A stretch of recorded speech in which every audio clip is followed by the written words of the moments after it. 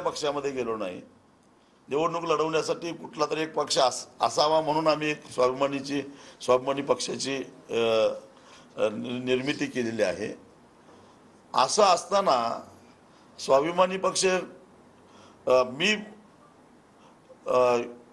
मशाल चिन्ह घेणं म्हणजे त्यांचा मशाल चिन्ह हे शिवसेना उद्धव ठाकरे गटासाठी आरक्षित केलेलं आहे. ते चिन्ह घ्यायचं तर मग त्यांचा एबी फॉर्म घ्यावा लागेल आणि एबी फॉर्म घ्यायचा म्हटल्यानंतर मला शिवसेनेत प्रवेश करावा लागेल. मग मी स्थापन केलेला स्वाभिमानी पक्ष काय विलीन करायचा का शिवसेनेमध्ये?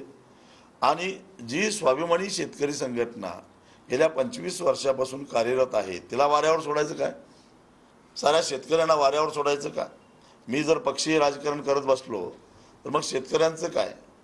आणि त्यामुळं मी त्यांना माझ्या सहकाऱ्यांचा सल्लाही न घेता स्पष्टपणानं सांगून टाकलं की हे माझ्याकडून तरी होणं शक्य नाही आणि मी मशाल चिन्ह घेणार नाही. मग त्यांनी त्यांचा उमेदवार जाहीर केला. त्याच्याबद्दल माझी काय हरकत नाही. परंतु नेमकं काय घडलं, अनेकांना असं वाटतं की एक चिन्ह तर घ्यायचं होतं, तुम्हाला कुठलं तरी चिन्ह घ्यावंच लागणार होतं, मग तुम्ही मशाल चिन्ह का घेतलं नाही असं मला विचारतात. म्हणून मी हा खुलासा करतोय की मशाल चिन्ह घेणं याचा अर्थ शिवसेना उद्धव ठाकरे गट या पक्षात प्रवेश करणं आहे आणि ते मी कदापि करणार नाही. त्यासाठी शेतकऱ्यांना वाऱ्यावर सोडणार नाही आणि संघटनेलाही वाऱ्यावर सोडणार नाही. कारण मला अशा पद्धतीनं सोयीचं आणि खात्रीचं राजकारण करायचं असतं तर 2004 साली पहिल्यांदा मी निवडून आलो आणि आमदार झालो. त्याचवेळी कुठल्या तरी मोठ्या राष्ट्रीय पक्षात प्रवेश केला असता आणि मी माझं करिअर स्थिरस्थावर केलं असतं. पण मी चळवळीसाठी निवडणुका लढवतो, शेतकऱ्यांच्यासाठी निवडणुका लढवतो. त्याच्या पलीकडं मला कुठेही जाण्यामध्ये रस नाही. खरं तर आदल्या दिवशी रात्रीपर्यंत चर्चा सुरू होती म्हणता, मग त्याच्यानंतर उमेदवार बदलण्यात आला. मला माहिती नाही आणि मी विचारणारही नाही. उलट त्यांच्याकडून मला निमंत्रण आलं म्हणून त्यांना मी जाऊन भेटलो. त्यांची अशी इच्छा होती की पाठिंबा द्यायचाच आहे तर मग एक वेळा त्यांनी मातोश्रीपर्यंत आलं पाहिजे. ठीक आहे म्हटलं, शेवटी उमेदवाराला मत मागण्यासाठी अनेकांची उंबरठी झिजवावी लागतात म्हणून मी गेलो. परंतु अशी शेवटच्या क्षणी अशी अट घातल्यानंतर मी नकार दिला.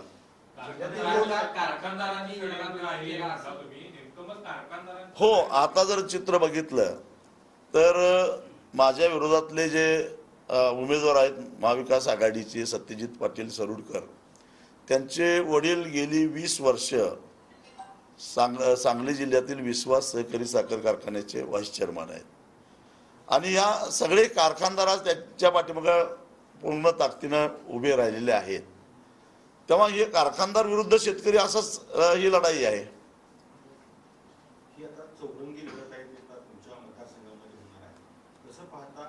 आत्मविश्वास जास्त झालेला आहे की काही कमी झालेला आहे? कारण विभागणी मतांची आहे ती मोठ्या प्रमाणावरती होणार आहे, कसं पाहता येईल?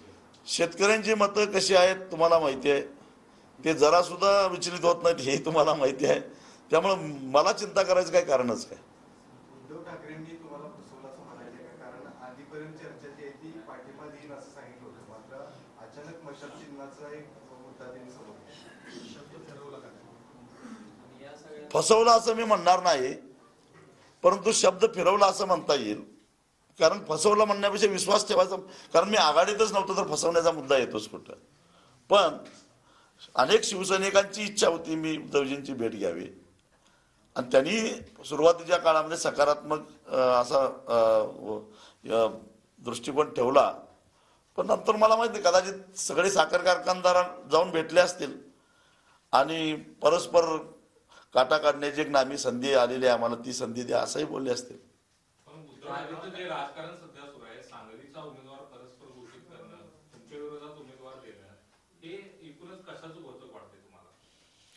खरं तर सांगलीचा उमेदवार कसा आहे आणि कशी निवडणूक एकतर्फी झाली हे सगळ्यांना माहिती आहे आणि त्याच्या संदर्भात माध्यमातून अनेक बातम्या छापून आल्या आहेत. पण मी स्वतः जर महाविकास आघाडीत नसेल किंवा आमची संघटना नसेल तर मी त्याच्यावर कशाला भाष्य करावं.